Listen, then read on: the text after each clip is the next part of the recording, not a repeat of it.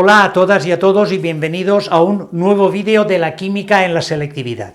Hoy vamos a desarrollar un resumen teórico de un apartado del tema 6 de equilibrios químicos que se trata de la solubilidad y el producto de solubilidad.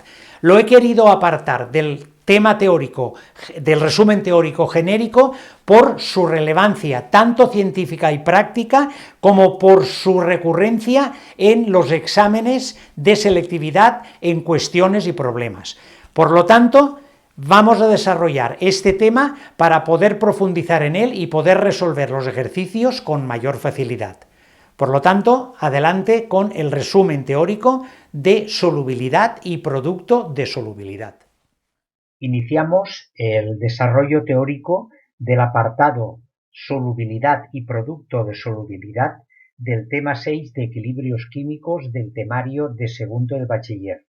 Con este apartado finalizamos el resumen teórico del tema 6 de equilibrios químicos, que lo hemos partido en tres resúmenes teóricos: el de equilibrios químicos, el de el principio de Le Chatelier y este de solubilidad y producto de solubilidad, entre otras cosas por la recurrencia de problemas de todos los temas tratados en este tema de equilibrios químicos. Por lo tanto, iniciamos este resumen teórico. Cuando intentamos disolver sal, cloruro sódico en agua, en un recipiente en el laboratorio o incluso en casa, vamos añadiendo sal y observamos que se va disolviendo en el agua. Pero si seguimos añadiendo sal, llegará un momento en que la sal ya no se disolverá más en el agua y se precipitará en el fondo del recipiente. En este momento diremos que el agua está saturada de sal. Esta palabra de tanto de disolución como de saturación y como de solubilidad son las definiciones que vamos a expresar para saber y hablar el mismo lenguaje químico que necesitamos. Diremos que una disolución es saturada es aquella disolución que presente la máxima cantidad de soluto en la disolución, que es lo que le ocurría a la sal del ejemplo. Cuando ya no disuelve más, en ese momento esa disolución se ha saturado y ya no admite ni una cantidad mínima de la sal, del soluto que estamos intentando disolver. ¿Y qué ocurre? Pues que, como he dicho antes, si nosotros continuamos añadiendo a esa disolución el soluto, pues este soluto precipitará en el fondo del recipiente. Por lo tanto, esto se llamará precipitación y se definirá como la aparición de un sólido en el seno de un líquido, y este sólido es el que llamaremos precipitado. Pues bien, con este contexto de conceptos, diremos que la solubilidad es la concentración del soluto en una disolución saturada. La concentración máxima del soluto en una disolución saturada, porque es saturada. Por lo tanto, ya no admite más cantidad de soluto. Esta solubilidad se suele expresar en moles o gramos litros de disolución. O sea, la solubilidad se define como tantos moles litro que puede aceptar esa disolución hasta saturarse, hasta que ya no admite ninguna cantidad más, porque si no precipitará. Pues en ese momento que definimos la disolución saturada, entonces en ese momento la solubilidad tendrá el valor que posea, en moles o en gramos litro.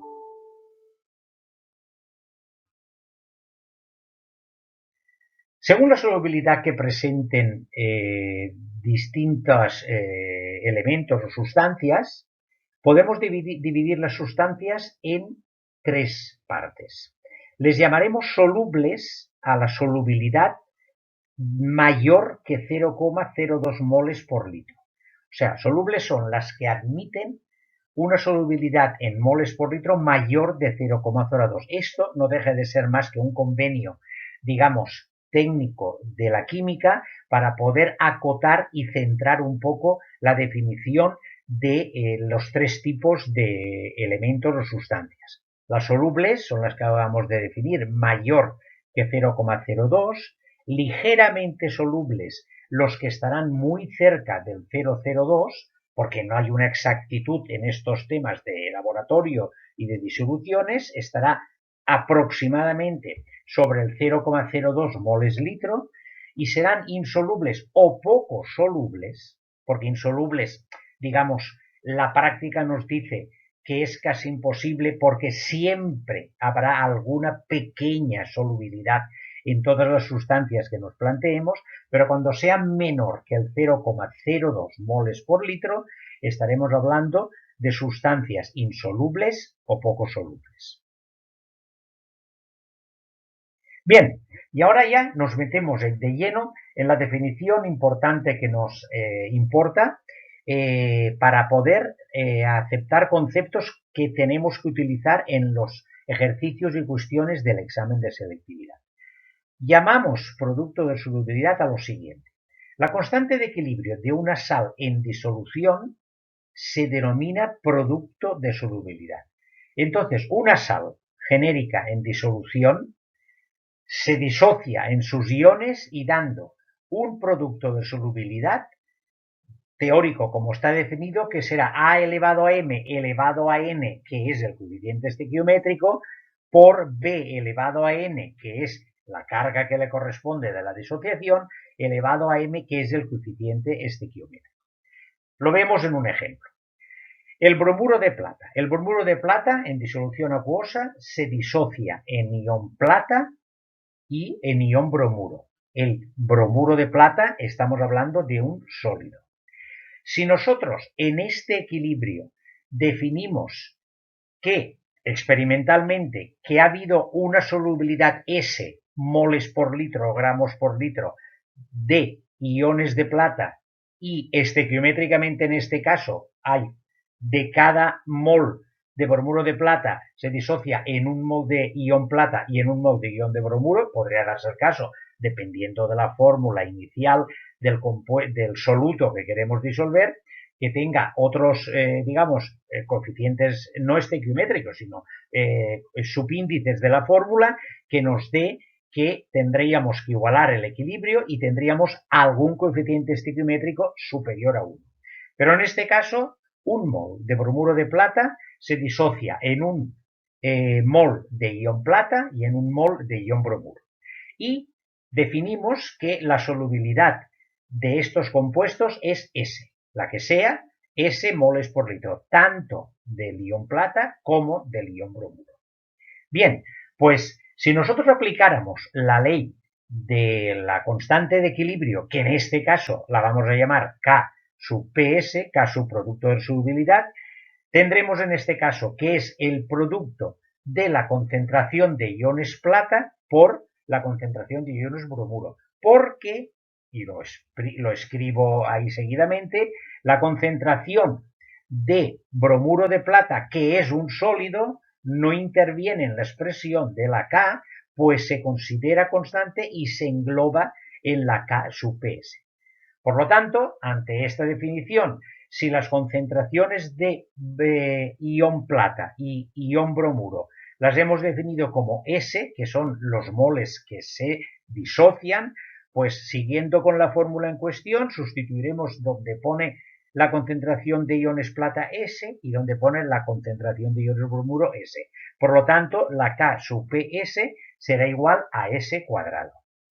Esta expresión tan sencilla es precisamente la que recurrentemente sale en los ejercicios y cuestiones del examen de selectividad. Y de este modo, normalmente, o nos darán la K sub PS y nos pedirán la solubilidad, o nos darán la solubilidad y nos pedirán la K sub PS. De un modo u otro, nosotros con esta fórmula podemos resolver todas las cuestiones que se nos presenten. Una vez establecido la definición de la constante del producto de solubilidad y la definición de solubilidad, seguiremos con unos efectos que ocurren en la solubilidad dependiendo de circunstancias químicas específicas. El primero de ellos es el efecto del ion común, que ya en rojo definimos lo que ocurre, que es disminuir la solubilidad del soluto que estamos disociando. Y vamos a un ejemplo. Consideramos la reacción del yoduro de plata que se disocia en iones plata y en iones yoduro. Si adicionamos a esta disolución otra disolución, por ejemplo, en este caso, de yoduro de potasio, este se disocia en iones potasio y en iones yoduro.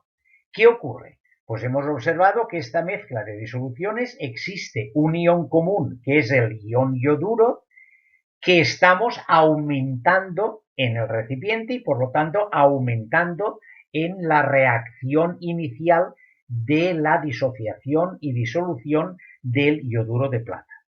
Por lo tanto, según Le Chatelier, si nosotros los productos, en este caso el ion yoduro, que es uno de los productos, aumentamos su concentración, la reacción se desplazará para neutralizar el equilibrio hacia la izquierda, o sea, hacia la concentración del yoduro de plata, con lo que aumentará esta concentración, que es lo mismo que disminuir la solubilidad, pues habrá más sólido que antes de la adición de la disolución del yoduro de plata.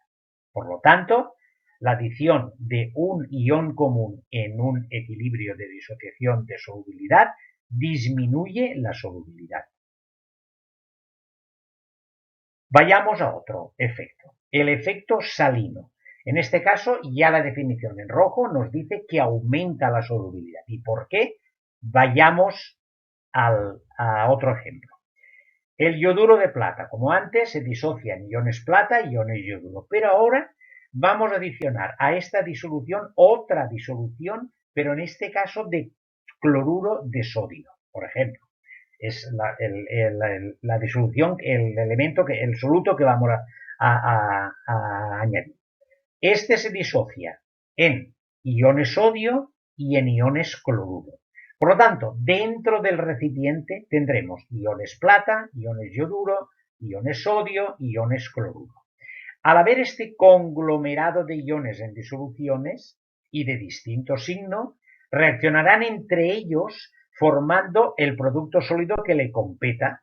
Podría ser, por ejemplo, o un cloruro de plata o un yoduro de sodio o lo que corresponda por sus características, entre otras cosas, de cargas eléctricas. Por lo tanto, ¿qué está pasando? Que los iones plata y los iones yoduro de la reacción inicial se gastarán, por llamarles de alguna manera, porque con este conglomerado de iones, pues alguno de ellos reaccionará y entonces disminuirá su concentración como ion porque formarán productos, digamos, sólidos, pues que son las sales que se corresponden en esta circunstancia. Por lo tanto, si en nuestra reacción principal del yoduro de plata disminuye la concentración de los productos, pues según Le Chatelier, lo que tiene que ocurrir es que el yoduro de plata, la reacción se desplazará hacia la derecha, disociándose más el yoduro de plata, que es lo mismo que aumentar su solubilidad. Por lo tanto, cuando añadimos una disolución que tenga iones, pero no tenga iones comunes como en el aspecto anterior, ocurre justamente lo contrario, que disminuyen los iones de los productos de la reacción de disociación y de solubilidad y por lo tanto la reacción se desplaza hacia la derecha, disminuyendo la concentración de yoduro de plata y aumentando su solubilidad.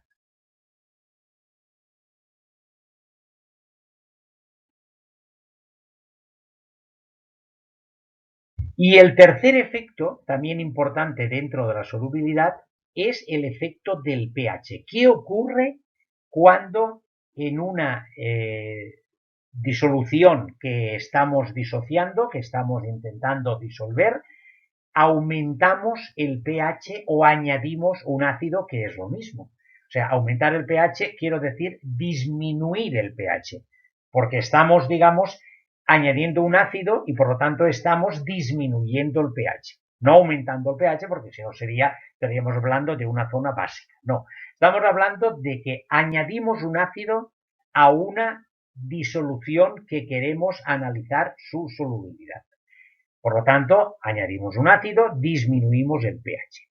Siempre tenemos que recordar y tener en cuenta para entender este efecto del pH la definición de Arrhenius, de ácido y de base. Ácido, según Arrhenius, es una sustancia que en disolución acuosa cede protones. Y base es una sustancia que en disolución acuosa cede OHs. Entonces, vayamos a un ejemplo. El ejemplo siguiente es la disociación del hidróxido de magnesio para dar un ion magnesio con dos cargas positivas y dos iones OH con una carga negativa cada uno para neutralizar las cargas.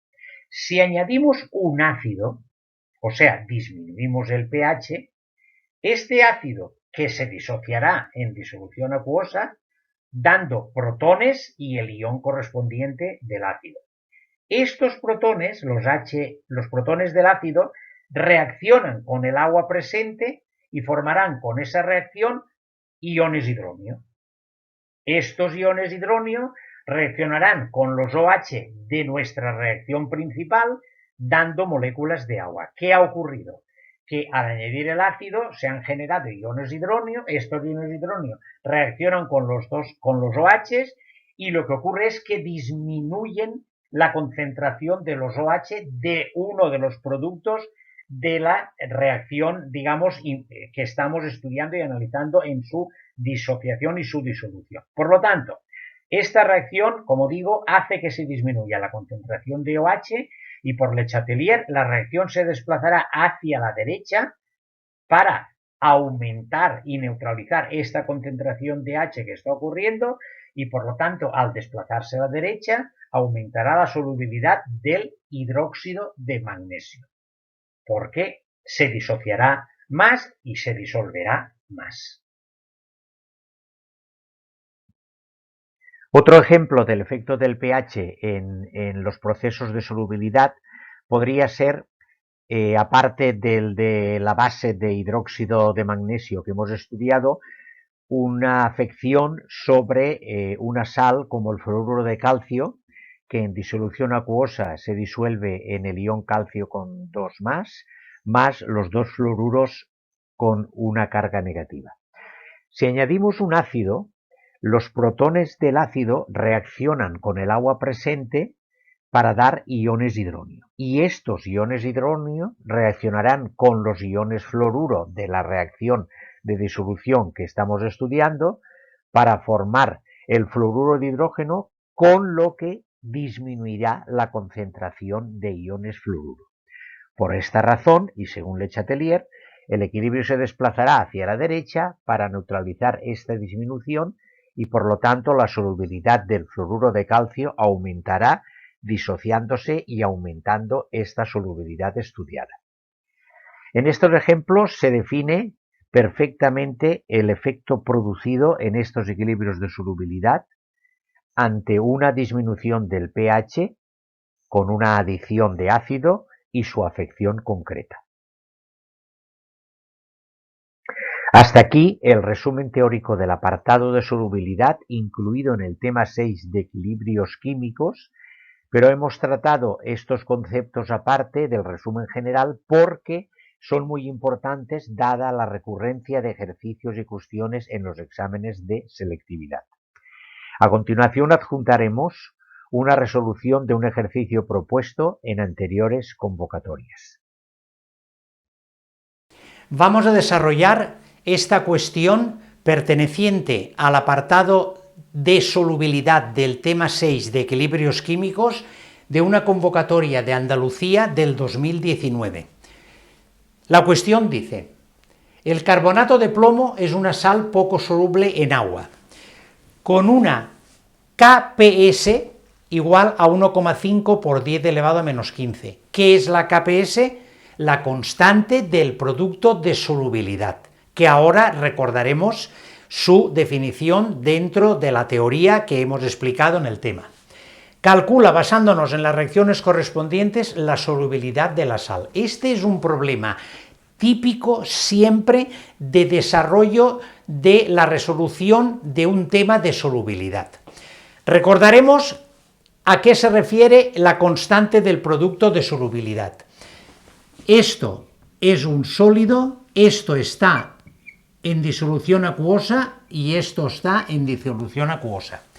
Si nosotros aplicamos la fórmula de la constante, digamos, de equilibrio de esta reacción, sería la constante, que en este caso estamos hablando de producto de solubilidad, será los productos, porque están en disolución acuosa y por lo tanto los plantearemos en la constante, sus concentraciones en este punto. Y aquí lo que tendríamos que poner es la concentración del reactivo, que en este caso hay uno, que es el carbonato de plomo.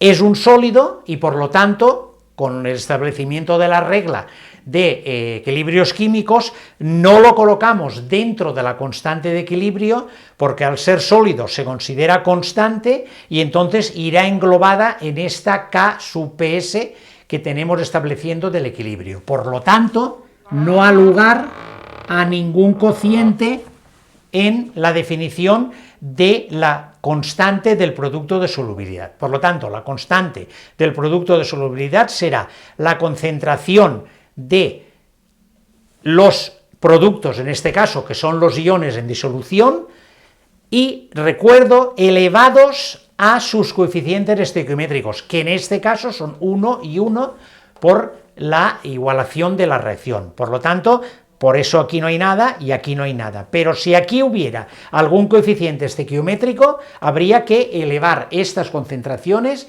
al coeficiente estequiométrico igual que hacemos con la constante de la ley de acción de masas, la K sub C de los equilibrios. Por lo tanto, seguimos definiendo un poco el aspecto de solubilidad. Solubilidad es la máxima cantidad que puede admitir un disolvente para convertir la disolución del soluto y el disolvente en una disolución saturada, que quiere decir que ya no puede disolver más soluto el disolvente. En ese momento el concepto de disolución saturado está claro y por lo tanto tenemos que entender, según la reacción, que si un mol de este producto, que es el que va a disolverse, que es el que se va a disociar en sus iones en disolución acuosa, dice un mol de esto, nos da un mol de esto y un mol de esto. Por lo tanto, de cada mol de este que se disuelva o que se disocie, nos dará una cantidad S, que es la solubilidad que se define en moles litro o en gramos litro. Por lo tanto, de cada mol de carbonato de plomo que se disuelve, nos da un S, que es moles litro, gramos litro de un ion, y S o gramos litro del otro. Estas serán las concentraciones en el equilibrio de esta disociación.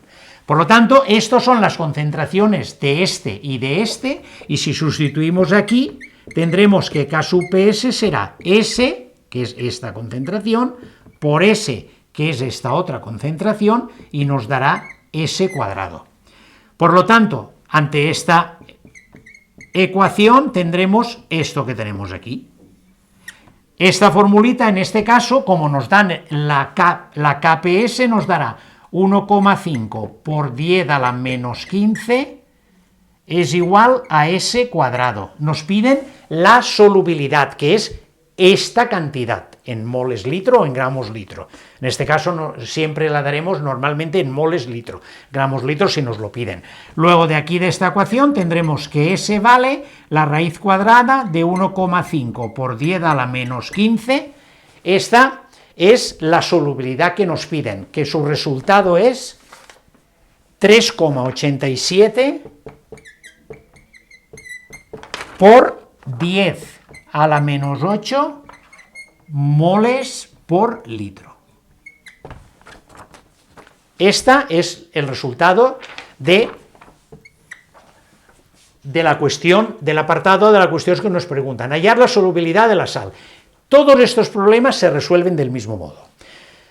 O nos dan la KPS, ¿qué es lo que ha pasado aquí? Y mediante este razonamiento obtenemos la S, que esto puede variar, porque esto puede ser, en el caso que he dicho, de que aquí hayan coeficientes estequiométricos, estos exponentes puede variar. Aquí ha sido 1 y 1, pues es S por S, pero si aquí hubiera un 2, pues sería S por S2, ya sería S3. Quiero deciros que el cálculo aritmético sería diferente, pero el concepto es el que tenemos aquí.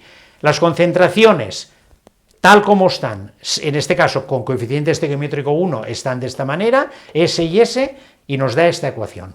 Si nos dan KPS, podemos calcular S. En el caso que existen otros problemas, que nos den la solubilidad y nos pregunten la KPS, pues realizaremos el problema a la inversa. Nosotros, si nos dan la solubilidad, calcularemos la solubilidad de la reacción correspondiente con los datos que nos den, y simplemente multiplicando por las concentraciones de los productos, pues nos dará la KPS que nos piden. Por lo tanto, esta fórmula es así de simple y de sencilla. Si nos dan esto, calculamos esto, si nos dan esto, calculamos esto. Y todos los problemas se resuelven del mismo modo. Pues bien, este es el apartado A. Vamos al apartado B. Seguimos con el apartado B, que nos dice: si se mezclan 150 mililitros de una disolución de nitrato de plomo de concentración 0,04 molar con 50 mililitros de una disolución de carbonato sódico 0,01 molar, razona si en esta mezcla precipitaría carbonato de plomo. Para ello tenemos que recordar varias cosas. Primero, que la reacción es la reacción planteada en el apartado A de la disociación del carbonato de plomo, digamos, en su equilibrio que entenderemos de solubilidad. Pero tenemos que recordar en la teoría que esta es la comparación con la K sub PS para determinar si precipita o no precipita. Nosotros, en el momento que mezclamos estas concentraciones que nos dan, nos encontramos en un momento que está fuera del equilibrio, porque mezclamos y en ese momento comienza la reacción y avanzará hasta el equilibrio, pero en el momento que mezclamos con estas concentraciones y con estas cantidades, nos encontramos en una situación de cociente de reacción, que es un momento del equilibrio que no se ha alcanzado el equilibrio. Y entonces, comparando con la constante, en este caso del producto de solubilidad que nos ocupa, sabremos si precipita o no precipita. Nosotros, ¿de dónde tenemos que obtener estos dos iones que nos ocupan en la reacción importante, que es la que tenemos que definir como el cociente de reacción de esta reacción de solubilidad? El ion plomo vendrá del nitrato de plomo, que tendrá una disociación, lógicamente, de plomo 2+, más 2 de NO3-. De aquí vendrá los iones de plomo. ¿Y cuántas moles tendremos? Porque nosotros en el cociente de reacción será el mismo que tendremos que plantear en la constante del producto de solubilidad, pero en este caso con, digamos, concentraciones diferentes que no son las del equilibrio. Por eso tenemos que calcular esto y después compararlo con la K sub PS que nos la dan en el inicio de los datos. Por lo tanto, ¿de dónde provienen los iones plomo? Del nitrato de plata. Estequiométricamente dice que un mol de nitrato de plata nos da 1 mol de plomo. ¿Y cuánta concentración tenemos de nitrato de plata? 0,4 molar. Por lo tanto, de esta tendremos también una concentración 0,4 molar. Pero esto es moles por litro, es la concentración molar. Pero nosotros tenemos solo 150 mililitros. Recordatorio, la molaridad es igual al número de moles o la concentración partido por el volumen. Luego el número de moles es igual a la concentración por el volumen en litros. Por lo tanto, aquí, ¿cuántas moles tendremos de esto? Pues, aplicando esta fórmula, tendremos 0,004 por 0,150, y esto nos da 0,006 moles de Pb2+. Lo mismo con ¿de dónde provendrán los iones carbonato? Esto ya tenemos los plomos. Ahora los iones carbonato, ¿de dónde provendrán? Pues provendrán del Na2CO3, que disociados será 2 de Na más CO3 2 menos, que es el que nos interesa. Lo mismo, ¿qué concentración tiene el carbonato de sodio? 0,01 mol. Como es mol a mol, en el caso del ion carbonato, no es el caso del ion sodio, pero el ion sodio no nos hace falta, aquí tendremos 0,01 mol. Pero como solo tenemos 50 mililitros, pues el mismo cálculo tendremos, el número de moles será 0,01 por 0,05 y esto vale 0,0005 moles de CO3 2 menos. Bien, ya tenemos los moles que tenemos de cada una de las disoluciones con esos volúmenes determinados antes de añadirlos. Pero una vez que los añadimos, los moles se mantienen, pero el volumen va a variar porque vamos a juntar 150 mililitros y 50 mililitros. Por lo tanto, la concentración, una vez que hemos añadido las dos disoluciones, las concentraciones serán la concentración del plomo 2, tendremos 0,006, esto es, partido 0,2, que son los 200 mililitros que salen de 150 más 50, y esto vale 0,003. Esta es la concentración del plomo, es los moles por el volumen. Y la concentración del CO3 2 menos tendremos las 0,0005 partido 0,2, y esto vale 0,0025. Molar y molar. Luego, entonces, ya sabemos las concentraciones de los dos iones que nos interesan para calcular el cociente de reacción, en este caso de solubilidad. Luego, entonces, el cociente de reacción, que es la concentración de, como he puesto aquí, de Pb2+ por CO3+, tendremos esta concentración, que es 0,003, que es la concentración del plomo, 0,003 por 0,0025, que esto vale 7,5 por 10 elevado a menos 5. Esta es lo que vale la Q sub C, lógicamente, de solubilidad. O sea, tenemos los moles, 0,006 partido 2, con este volumen, con el 0,2 nos da la molaridad, estoy repasando, y 0,05 nos da este concepto. Ahora aquí tenemos el 0,003 por 0,025 y nos da ese valor. Por lo tanto, ya podemos hacer la comparación entre Q sub C y K sub PS.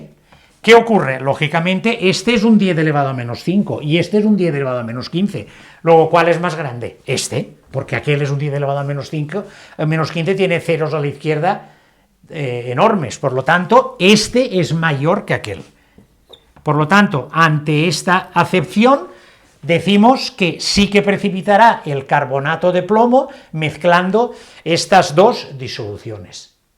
Y es normal porque en el cociente de reacción de este momento, si estas dos concentraciones son mayores que las que tendrá en el equilibrio, tendrán que disminuirse hasta llegar al equilibrio. ¿Y disminuirse qué quiere decir?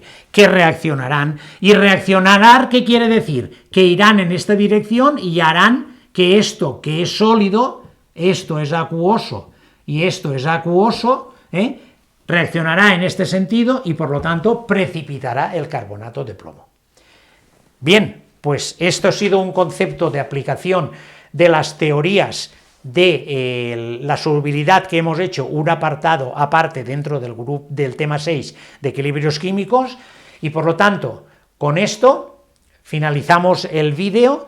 Espero haber aportado un granito de arena más en el objetivo de poderos ayudar a conceptualizar con más facilidad y rigurosidad para poder llegar al examen con más fortaleza, poder resolver y aprobar el examen.